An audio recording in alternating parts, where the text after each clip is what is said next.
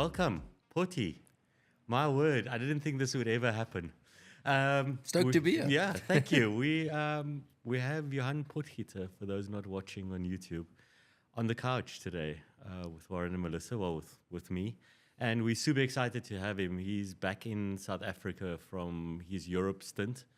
And so to give you a bit of history, I went to Pottie for a lesson a long time ago, and ever since then he's been on my radar.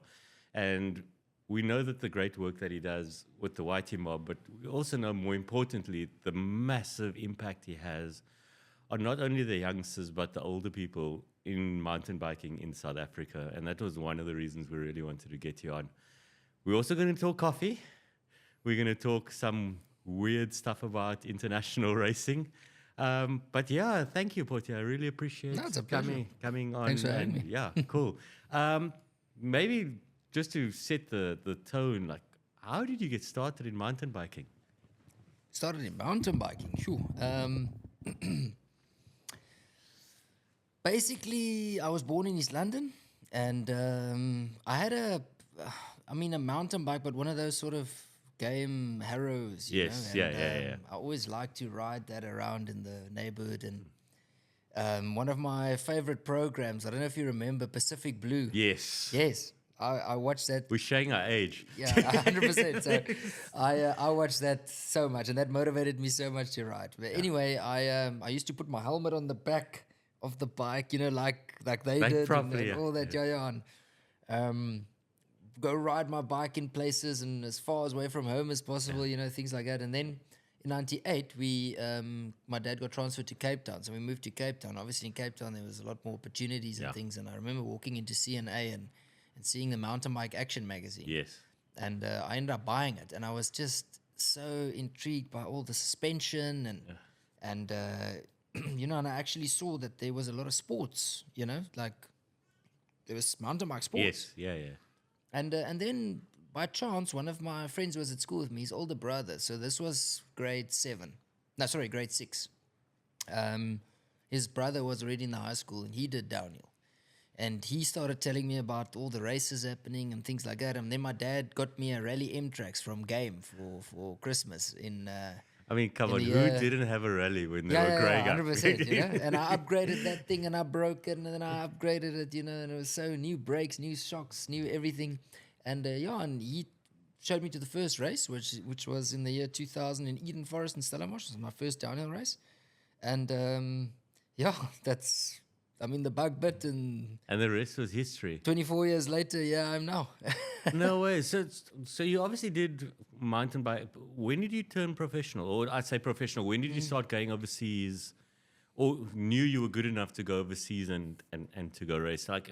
If we had to relate it to kids coming through the sport nowadays, like when is that tipping point where okay, it's time to push the boundaries a little bit in another country? Yeah, so good question. My goal was to sort of, let's say, win a national or whatever. I always wanted to be world champion when I was younger. And then I started doing fairly good in my grade 10 year when I was 16. Okay. I also did my first national that year, to be Sport Dam. I came third last overall. 2 Sprogs was behind me, and I was 16, junior already. That year, nowadays 15, 16 is youth. Yes, yeah. In those days, 16, 17, 18 was junior. Yeah. So I was first year junior then. And that was the first national of the year. My mom drove me all the way up to Gauteng to do that race. And then the end of the year, the last national was in Turkey. And then I actually had a decent result. Turkey was still a forest then? Yes, very much a forest. And they still had races there and things. Yeah. And... there I had a fairly decent result, I remember. Also, my dad surprised me with a downhill bike that year. Well, he took I was on a Mongoose cross-country bike, full suspension, and he took that to the shop. I was sponsored by Action Cycling back then in Cape Town. And they bought a frame and a shock and some brakes and stuff, and they built most of the components over. And he came to fetch me at rugby practice the one day, and I got to the shop, and my bike was nowhere to be seen. And there was a downhill what bike. A surprise. So that allowed me at that stage to further my riding. So in that race in Turkey, I was on the downhill bike, and I had a fairly decent result. I can't, for the life of me, remember what it was, but it was not bad. And that's when I got the motivation to start training. And I remember riding, I only had my downhill bike. It's the only bike I had. And then almost every day after school, I'd throw down my bag and I'd take the bike right to Magic Forest. It was about 7 kilometers from where we stayed. And I used to pedal those steep uphills on my downhill bike, get to the top, seeing double.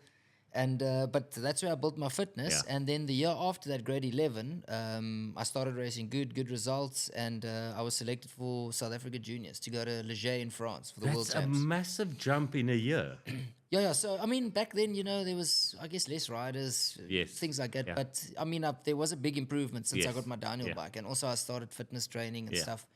And then since then, you get a bit of taste of overseas. First of all, it's like a different sport. You get thrown into that environment and it's just like, whoa. Yeah. And then in 2005, I was selected for Worlds, but I didn't go. Final year junior. But in 2005, I went over for 2 weeks to do my first World Cup in Villingen in Germany and the week after in Schladming, Austria. Okay. So it was my first 2 World Cups. I had to bum lifts from people. I knew no one, and I just sort of booked accommodation at the events and that was it. And Bill's character. Yes, 100%. So, and the year after 2006, was the year after I finished school. That year I didn't go overseas. I just went to the World Champs. It was my first year elite in New Zealand, in Rotorua. And in 2007 and 8, so I was working at Cape Cycles back then at Tram. And my boss at that time, he's actually still there, Graham Hall. His son was also racing downhill with us. And he gave me 2 months unpaid leave within the winter, when the industry quieted down. Yeah. So I saved up some money every year. And then I used to go overseas. I mean, 2007 was quite a tough year because I've traveled a lot for some races, but I knew no one. So, I mean, I ended up pushing my bike and carrying my bags for long distances. I slept on train stations and it was a whole mission, that sort of price you have to pay to make it, in 2008, I did another World Cup in Schladming. 2007, also in Schladming, I think was the first time I qualified for World Cup. 2008, I did 2 races there. I went over again. Of course, it was a bit easier that year because I knew some people at that point. And then, that's just how it went. And then, basically, at the end of 2010, Stefan Garlick, he started doing well. Like, he got a couple of podiums in some of our local races and things. And he came to me and he said he wanted to race in Europe also. Yeah. So my biggest issue in Europe every year was traveling, getting to races, because I didn't have any funds to get a vehicle or anything like that. But I knew a lot of people already. And Stefan came to me and said, my parents can get us a van, and you know a lot of people. Why don't we go to Europe and do a season? And I was like, ooh, okay, that's going to be tough. I've got a job, I had a company car. I was sort of in a comfort zone. And then at one point, I just thought to myself, if I'm going to make it as a professional rider, this is my opportunity. So I gave in my resignation at Cape Cycle Systems, and my boss, Graham, was just super cool about it. And he said, you know what, Pottie, go for it. This is an opportunity you have to take. And, and Stefan and I did a full season in 2011. I mean, it was also tough being in a van for 4.5 months and, but we both had good results and we walked away with the team sponsorship that year. And that's basically when, let's say, I mean, I wasn't really earning big money. It kind of kick-started the let's say career. Full-time rider, Yes, yeah. That's sort of when it started, from 2011 onwards. And then since then, it was every year. I've been on teams. Some years was privateer. But I knew enough people at that point to stay at their places and race and travel and and that's sort of how it got. And then 2016, I started racing for Eric on YT Racing Dudes. Been involved in with YT Industry since then. How did that get, if you don't mind me asking? So interesting. Eric and I have been friends even before that. I mean, we knew each other at races. We talked a bit, blah, blah, blah. And then at the end of 2015, he was looking for another guy to join his team. So Eric's position, he's the main R&D test rider for YT. Okay. And he's very good at what he does. And he's got his own team, which was then Team Racing Dudes. Okay. And he was looking for another guy to join him. And he asked me if I'd be keen because I had 1 or 2 good results at the end of that year. Yeah. Another long story after all my scaphoid injuries and stuff. But and I said I'd be keen. And then I went back to South Africa. Didn't hear much of him. And then I think it was at the end of November or beginning of December, he gave me a call and said, am I still keen? I said, keen as hell, And so that's how it actually happened. And then, you get to know the people at YT. We did good work for YT. And then this year's been the 9th year already. Next year will be the 10th year already with Eric. So you going back next year? Yes, 100%. Yeah. Okay, definitely. So on the cards. Next year will be the 10th year, so it's a big one. It's a massive celebration. But I think also the cool thing to take out of this is that for those people trying to get somewhere or trying to further, it takes massive sacrifice. No, 100%. It's not just look. It's very much also a financial thing. Yeah. If you're talking months in Europe and you're talking rands, euros, it's hundreds of thousands. It's sometimes millions, depending on how long you go, where you go, how you do it. So in the end, the sacrifice comes in. If you don't have that money, the sacrifice comes in, and how much do you want to do it? Getting to know people, networking, that's king. Or that's key, the networking. Getting to know people. I mean, in the end, in anything, if you want to make it, you got to pay some kind of price at some point. Yeah, so that's it. But so you then come back and you win multiple national titles. I mean, life's been good to you on a downhill bike. Yeah, look, I don't know, just most of my. So I've won 9 SA titles now, of which 7 was downhill and 2 was enduro. And the only thing I can really pinpoint to it was the fact that I never gave up. I mean, I won my first SA Champs, my first year in Elite was 2006. And then again, 2009, 2010. So that was 3. And then for a whole lot of years, since then, I've been going to Europe, and I never had the funds to actually fly back to do SA Champs. So the first SA Champs I actually did after that was, I think 11 was the last one, and then was 2016 actually. So it was quite a big break. There was a big break, yeah. I mean, most of my titles I actually won in my 30s. So, when I gained a lot more experience and things like that. So, and then in 2016 was my first SA Champs after that long stint in Pietermaritzburg. Stefan Garlicki won. I was second. It was a good race that day. Yeah. And then 2017 in Mankela, I won my 4th one again. And then in 2020, and then 2022, 2023, just before my kids were born. And and in between there 2 enduros also. So that was pretty cool. And just I guess the experience of how to approach an event.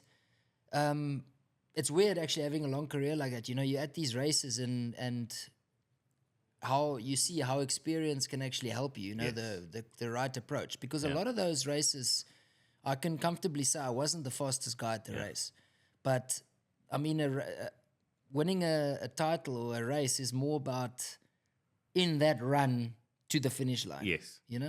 So you got to make it happen when it happens. But I suppose you've also learned how to manage yourself over the run. So it's not just about all-out speed. It's about thinking how you're going to approach this track. Absolutely. I mean, it's also, we got to be honest, it's a very dangerous sport, So the same with Greg. If you look at Greg Minnaar, I believe his long-term success was also in the fact that he was very calculated. He never had, not never, but he very seldomly had serious injuries. If you're talking mid to late 30s, early 40s even in his case. The last one was just where he fell in with his neck. Yes. And he was, that was the year he was 41. 40. Or 40. 40 or 41, So, and through his 30s, there was very little injuries actually. And, you get these riders that come onto the scene, and I'm saying now come onto the scene, it sounds a bit harsh, but like Aaron Gwyn, for example, he's the second most winning at downhill. But he did that all in 5 years, 20 World Cups.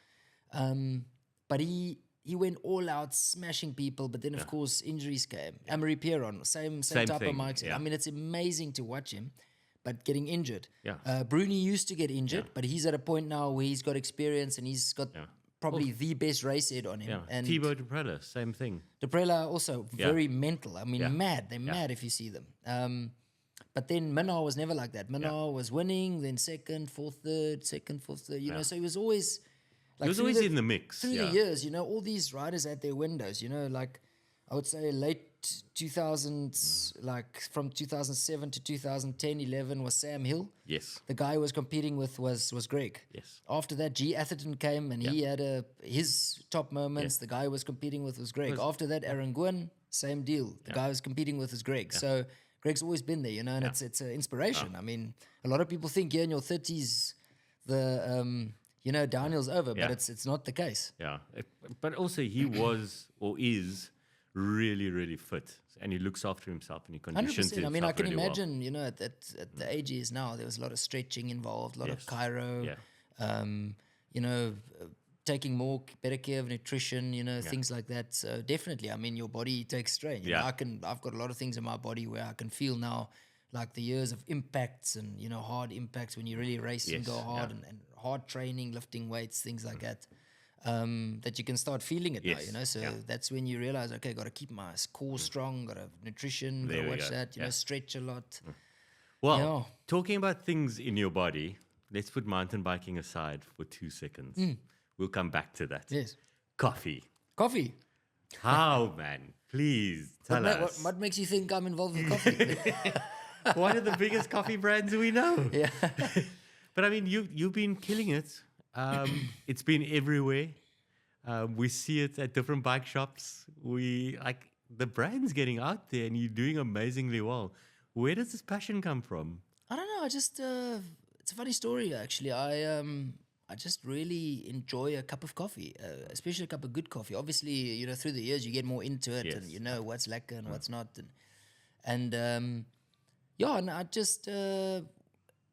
In middle 2018, I had some money, and I thought to myself, if I, start another business, maybe a coffee shop would be, a cool thing. And then I went to speak to, obviously I couldn't afford rent and paying salaries and all that thing, so I had to find a way to start small, you know. So I went to Andrew Briggs at Cyclopro in Port Elizabeth and asked them if I can open a coffee bar in their shop, and they were really keen. I mean, I think they wanted to do it, they just didn't have the time and all that sort of thing, and so they told me I could go ahead, and I thought to myself, okay, that's the opportunity. So I went to buy my coffee machine and everything, and basically that's how Pottie's Coffee was born. My love for coffee, if I have to pinpoint one situation, in 2007 I was in France for a French national in Montreal near Morzine, and it was just a horrible race in terms of I had to sleep on a hard wooden plank in a guy's van, and I was very unorganized, and it was muddy, and I didn't have a way to clean my stuff, so it was just one of those. It was just a miserable weekend. One of those, and I remember walking to a little restaurant there, and I just ordered myself a coffee, and I sat there all on my ace, and it was just the best thing that I could taste. Kind of close your eyes, looking at those mountains, just having that coffee, and since then I've just been a coffee fan. Yes, and then the funny story is actually Marcus from the owner of YT Industries. He actually gave me the idea to call it Pottie's Coffee. My initial name would have been something completely different, and he told me I should actually connect it to my name. And at first it didn't sound good to me, but the more I said it to myself, the more I thought, okay, it makes sense, because it's me, it's my brand, it's the brand also shows me, it's all about having a good time, laughing, jokes, just having a good time with friends over a nice cup of coffee. That's amazing. Where do we find it? Pottie's Coffee? Yeah. You mean let's talk about the stores, but then where do we find that? Where can people buy it? So at this point, we've actually launched it in Europe, which I'm really excited about. So there's a website, people are going to be able to buy the beans. This is bean sales, so there's no coffee bar such in Europe yet. Okay. That will soon be up for South Africa also. But at this stage, they can buy it at my coffee bars, or they can contact me and I can send them coffee. It's as easy as that. Oh, wow. Yeah. Okay, cool. Oh, that's amazing. And then I think you've still there's a Pottie's Coffee at All Mountain. Yes, so there's one at All Mountain. Some of our World Champs bikes, We've seen it, yes. I've sat on one. Pretty cool place. And then I've got a very nice coffee bar in Chris Willemse Cycles in the northern suburbs here. Okay. And then there's one in Robertson, right next to the R44 also. It's also an All Mountain store, and the coffee shop's right next door, Oh, fantastic. Yeah. So, there you have it. You know where to find it now. But that's amazing. We really wish you well on this journey. I mean, look, we've seen you on the YT videos and on Wynn's videos making coffee for the pits. So, obviously, it's got to be good. Yeah, look, and at the World Cups, the people love it. I mean, they, also with the YT's approach at the truck, we very much love people hanging out there because YT industry is also about good times, and they come there, they have a nice Pottie's coffee, we have a chat about the downhill today. Greg's been there, Andy Kolb's been there, Dakota Norton's been there. They all had to come get a Pottie's coffee, yeah. So it's a very cool vibe, and I mean that's what Pottie's coffee is all about. Also, it's just that community of sitting together, having a coffee, talking about the ride, having your coffee, maybe going ahead with the ride, coming back. Beers after, but I don't have Pottie's beer yet. So something in the pipeline. Something in the pipeline. Something in the pipeline. Okay, well, if we then go back to mine, let's chat about YT. You've been with them for a little while, and you've just recently taken up a new role with them. I think for the last season. Yes. Which is Lions coach for this year, for this year. How's it been? Yeah, very good. I've really been enjoying it. I mean, it's there was probably 2 World Cups, Poland and where was the other one? Maybe Ludenville or something, that were really nice tracks to ride. So I maybe had a bit of FOMO, wanting to ride and be a part of it. Do you get a chance to ride it or not No, really? not much. No. Okay. No. At the World Cups, I mean, it's quite a hectic schedule. The World Cups, you set up, and then it's track walk day. Yeah. And then track walk day, you go walk the track, you discuss it afterwards.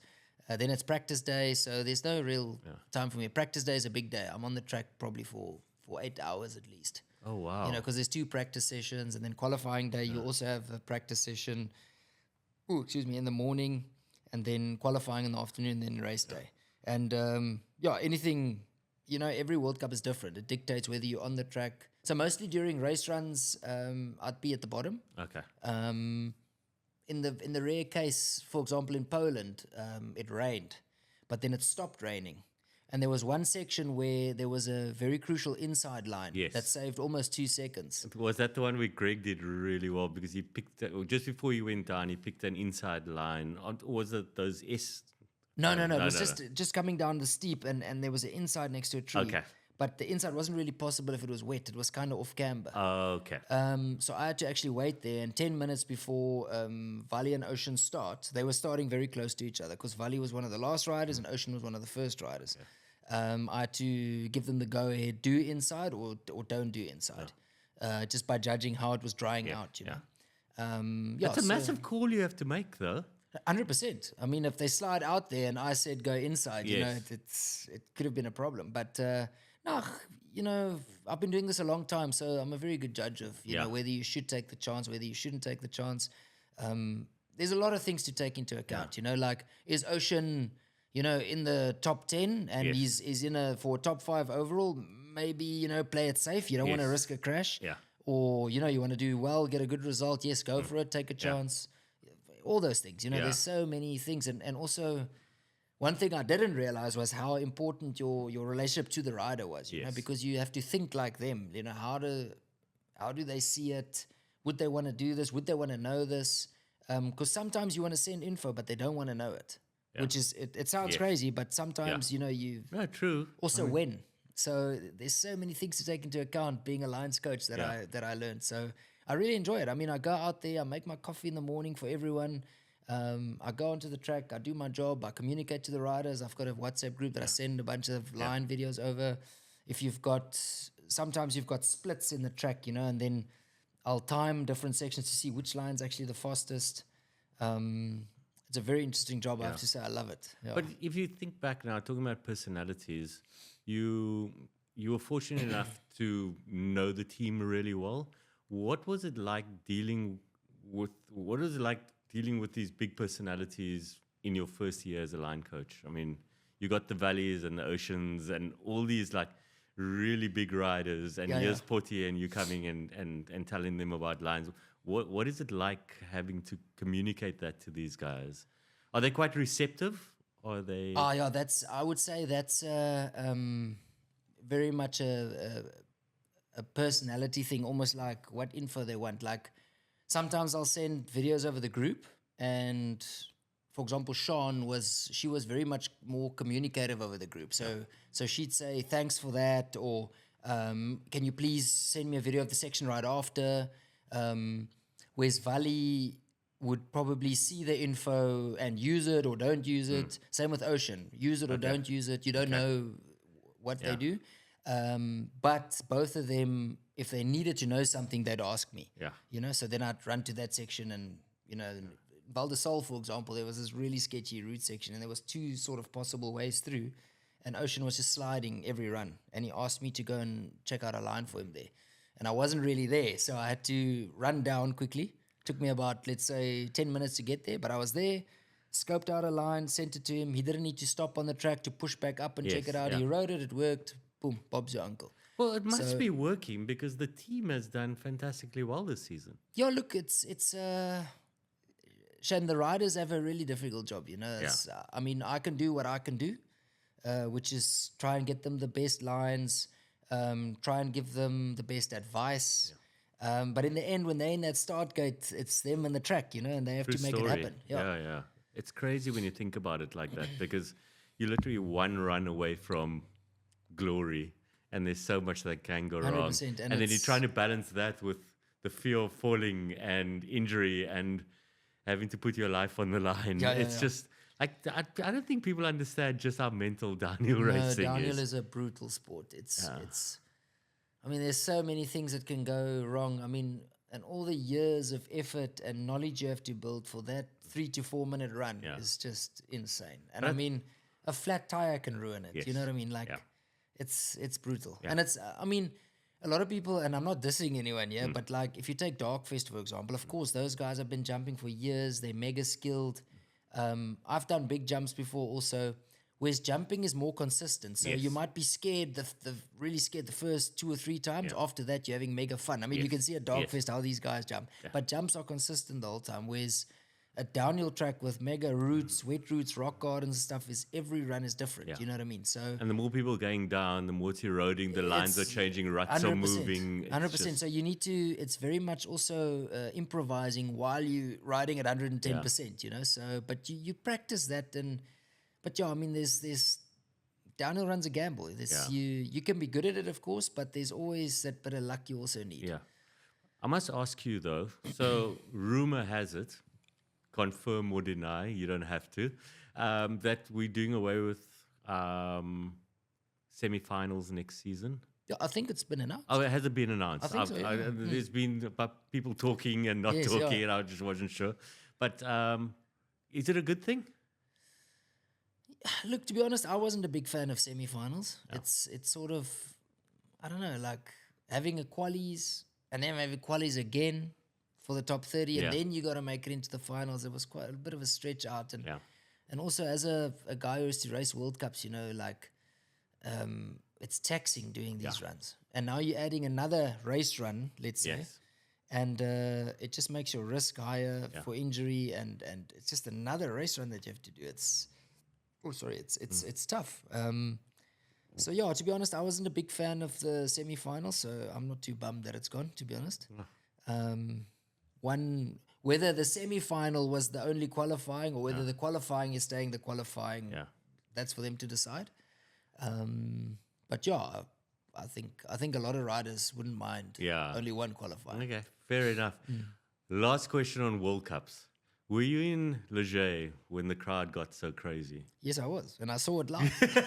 I mean, I looked at it from the pits. Our pits was just outside it, so I saw it. Glad I wasn't in the middle there. The French can be really crazy. I mean, the police had to like... So for me, if I could pick any World Cup to go to, it would be Leger. And only because I see the craziness on TV. I think Melissa would keep Charlie far away from all of that. But like in your words, like how do you sum up Leger? Leger is just, look, the French are very passionate people, and they're very, very passionate about cycling, you know. So, and for the past 2 times that I've been in Leger, there was also a French winner, and then they go mental, mental. I mean, it's this, the cops have to stop them. I mean, just for Loic Bruni to walk out there, he has to be escorted by police. You're serious? It's crazy, yeah. It's mental. And I mean, that's why you would have noticed so many of the videographers and photographers make videos about it, and it's crazy. Yeah. And they can stage dive and the people cry. It's such a good vibe, actually. Oh, my word. I can't imagine. But so it's all good, and it's so amazing to see how well you are doing on the international circuit. But I think what I wanted to touch on was actually closer to home, and that's the great work you're doing with the youth in the cycling industry in South Africa. And for those people who don't know, Pottie's actually got Pottie's youth camps. But I think it's not just youth camps. You've done 1 or 2 adult camps as well? Well, yeah, I guess I call it adult camps because people are used to me doing youth camps, Yes. But the fact is I actually train adults way more than kids. With my normal skill sessions or, book So skill you sessions. are a certified coach. You've got a coaching business, or not a certified coach, but you're a coach. And Yes. I mean, I've coached since 2006. I started coaching, so it's been a long time, and it's been an interesting journey, as a coach, because I mean, just because you're a good rider doesn't mean you'll be a good coach. Yes, You have to 100%. paint a picture for that person and try and get all the information to make sense for them. When I do a bunny hop, I just do it. I don't Yes, think about you don't it. But, think but a about the person who's steps. new to mountain biking, they're going to need to know what's the approach. How do I think about this? And once they think in the correct way, you're halfway there. Yeah. So you need to know how to paint that picture to them. You can't just tell them, okay, bunny hop. Yes. They Yeah, need to know, what do I need to do? Yeah. So, it's the same with cornering. It's the same with braking, with rock gardens, everything. So, just that journey of being a coach and coaching people and working with people and trying to carry over that knowledge, that's also been a really interesting journey. What is the toughest, if you could just think off the top here, the toughest thing about coaching someone? Like if someone comes to you and they want you to teach them, what is, like, how do you approach it? Like, Look, it's if it's a first session with me, I'll always start with the ground skills and the basics. So 2 things, basically bunny hopping and braking. Yeah. Because they need to know that before they do anything else. Okay. Unless I know, okay, this guy is actually already a good rider, so Yes. we can maybe just touch base for 5 minutes and then go onto the trail. Yeah. So let's say the first couple of minutes, 20 minutes, half an hour, you do the braking, you do the bunny hopping. So they learn the base skills. Yeah. And then also I can then see, I'm quite a good judge of that, like see what level they are at. I mean, I've seen thousands of mountain bikers and how they react to certain things and how they do things. I know, if this guy's ready for jumping. Because, I mean, in most cases, the people's mindset is here, but the ability is here. Yeah. So that's quite an easy Yes. coaching session Yes. because all I have to do then is open doors for him. Okay.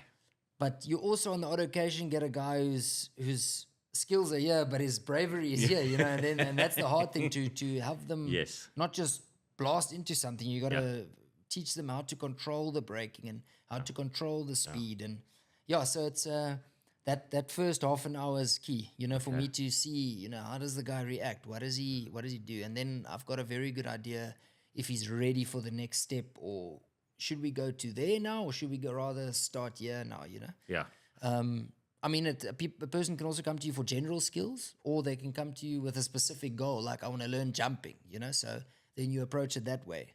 And you're open to people coming to you with specific needs. 100%. Yeah. 100%. I mean, I'm always going to do the basics because the basics, mountain biking is actually very simple. You've got braking, you've got bunny hopping, and everything you'll ever do on a mountain bike is those 2 things. The only thing it'll be escalated. Yes. Amplified. Yeah. Jumping a dark face jump's just a massive bunny hop. So it takes a bit more experience at speed, the wind, all that thing. But what it is, it's a big bunny hop from this jump to that landing. Yeah. The braking, most people crash because they don't brake correctly. Yeah. And then, of course, cornering is a separate thing. Yes. But cornering is not a life-threatening thing. If you want to know how to handle the bike and be safe on the bike, then bunny hopping and braking is your 2 main things.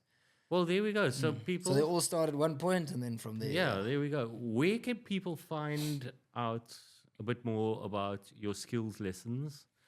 Yeah, the best is to find me on Instagram probably and just shoot me a message there, and I'll send my WhatsApp number and we deal through WhatsApp.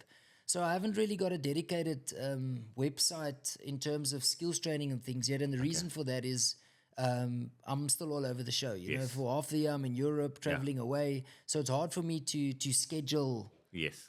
regular Saturday at Bloemendal, or Yes. you know what I Yeah, mean. yeah. So, Well, I mean, people you- contact me directly, and we set up a time and date that works for both, and we do it that way. Unlike coaching, unlike coaches who do this for a living, you actually have a day job. It just Well, happens to not be It's in a bunch this of different country. things together. Yeah. But that's fantastic. And then obviously it's for kids and adults. So Yeah. Look, I can coach anyone essentially, I guess, you know. yeah, And each level you approach different and you coach different. I mean, a lot of people in the Western Cape, not so much anymore, but in other provinces, you still got a very much a big distinction between the disciplines. You know, they think I'm a downhiller, therefore I coach downhill. Meanwhile, whether you do downhill, enduro, cross country, whatever, it's the same skills. yes. It's whether you're a good That's mountain so biker or not. important that you mentioned that. So, I mean, a good Yeah. cross country rider will also excel at downhill, and a good downhiller will also excel at cross country or enduro. So it's cornering is the same, jumping is the same. It's just the art of the discipline that's different, you know, and the bike. So, Yes, yeah, 100%. So you back in South Africa now. I don't know, we were chatting earlier and I was like, so off season, you're like, no, there's no such thing as an off season. But what does your not off season look like now before you end up going back to Europe next year? Yeah, so I actually, I've got a bunch of different lives. I've got my Tell us Europe about life, I've got my Cape Town life, I've got my Port Elizabeth life, you know. Yeah, so how my year is basically structured. So let's say from January till about end of March, beginning of April, it's usually our racing. I've got a youth camp. I do a lot of skills training in between. I'm at home, you know, in between. And then from, let's say, end of April until sort of beginning September, it's the racing season in Europe. So then I'm back and forth between Europe. Obviously, I can only be in Europe for a certain time, so I come back quite often. But usually during those comeback times, I'm just at home with the family because it's normally like 2 weeks at a time, 3 weeks, and then I'm away a month again and stuff. Yeah, and then sort of from when I come back from that, I'll spend a couple of weeks at home, and then after that, until the end of the year, it's another youth camps and just skills training mostly. And then, of course, now, you know, recently working a lot on my coffee brand, but that's an ongoing thing. Yes, yeah. I think the nice thing now is that because it's opening up in Germany and with you being in Europe, it's I wouldn't say it's easy or it's close, but it's closer than being in South Africa to kind of maybe pop over. Is that a thing, or do you plan on going to Germany to? Oh, you said it was Germany. Yes. So we're based in Germany. Yes. So do you go there often? You mean for the coffee? For the coffee business, yes, yeah. Oh no, I just handle it while I'm there. Okay. I mean, I'm in a fortunate position where I'm at the World Cups anyway. Yeah. And it's a very good place, I feel, to market the brand and also just to share the vibes. I mean, the World Cup is such a serious place, you know, with racing and You'd all never this. say it. Watching on TV and if you're listening to it, everyone's just like, oh, it's a big party. But No, don't be fooled. Don't be fooled.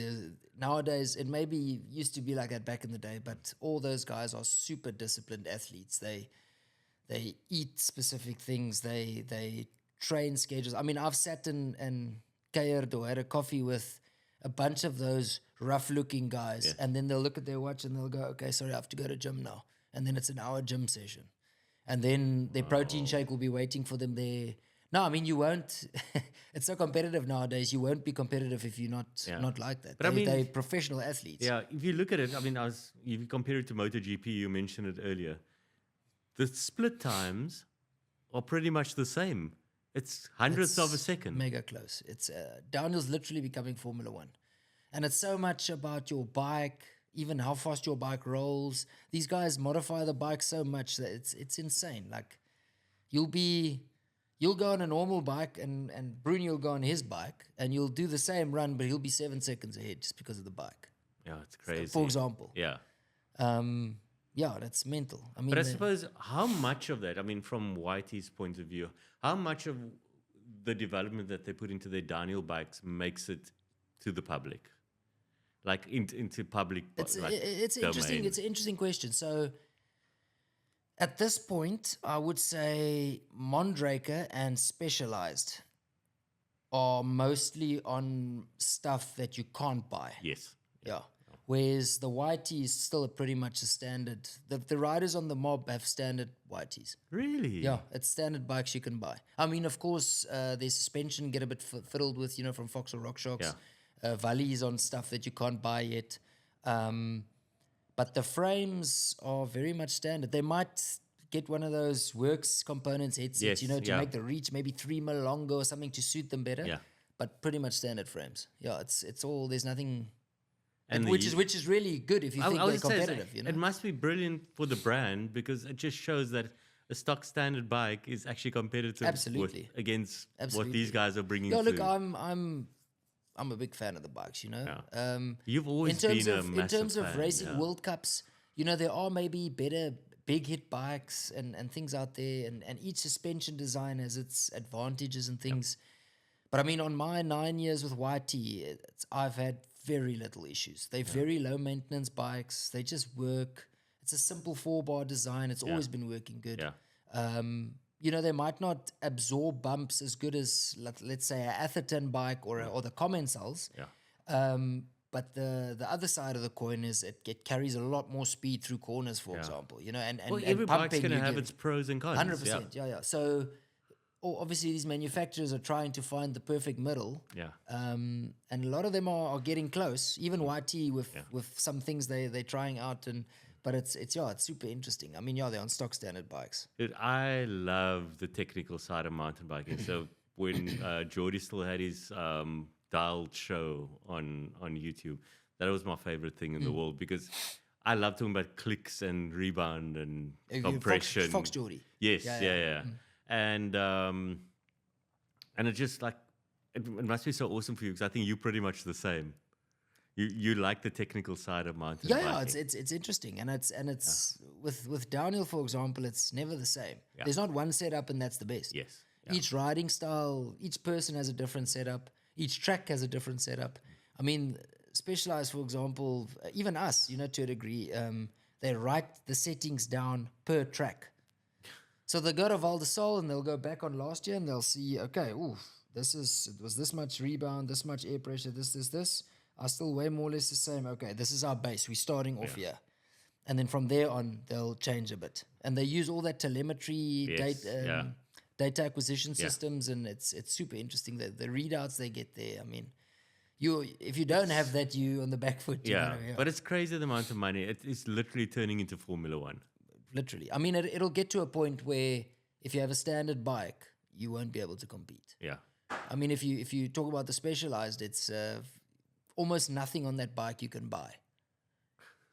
Like the suspension is not normal Öhlins. It's the frame you can't buy yet. It's a lot of special stuff on that bike, man. It's I mean, when Bruni passes me, the suspension almost looks hard and soft. It's the only way I can explain it. Like it supports him, but it's just, and he's also got this riding style where it's very undramatic. His body doesn't move. The bike does everything. It's just incredible. But then again, it's set up for him, Yes. That setup might not necessarily work for me. For you, yeah. So, that's super interesting. I don't know. We can go on and on and on talking about this. It's just... But I need to come back, and there's just one last thing. I know you've got to run, and I don't want to keep you too long. You love cars, and you started doing car reviews. Yeah, well, very recently. Very recently. Is this, you want to tell us a bit about it? Is this something you see yourself doing?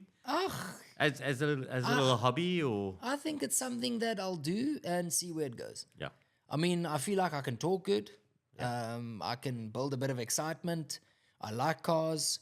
Car videos generally get good views on YouTube. So I just thought it's something I'd ever go in, so, and then see what happens. If it gets big, then I'll put more energy and effort into that. If it doesn't, then if it's cool, I drove like some cool cars. Pottie's coffee, it's going to be massive. I'll have some coffee and then drive the cars, But Pottie, thank you so much for coming around. I mean, just the brief time that we had with you today, and just to get an insight into your life and how it got started and the amazing things you're doing in the sport. We only wish you the best, not just with the sport, but with the coffee and the lessons and the family, which we know there's some new additions in the last 2 years. You're an amazing ambassador for the sport, and it's really awesome to have you. Oh, thanks, man. Thanks, Warren. Yeah, cool. But it was cool to have you. Yeah, thank you. I'm sure we'll try and get you when you're back next year and get Do you a back follow-up. on for a follow-up. Yeah. But for now, I hope you guys enjoyed. It was so awesome having you, and we can't wait to have you back again. Oh, awesome. Cool. Thanks, Cheers, Warren. man. Cheers, Thank man. you. Have a good one.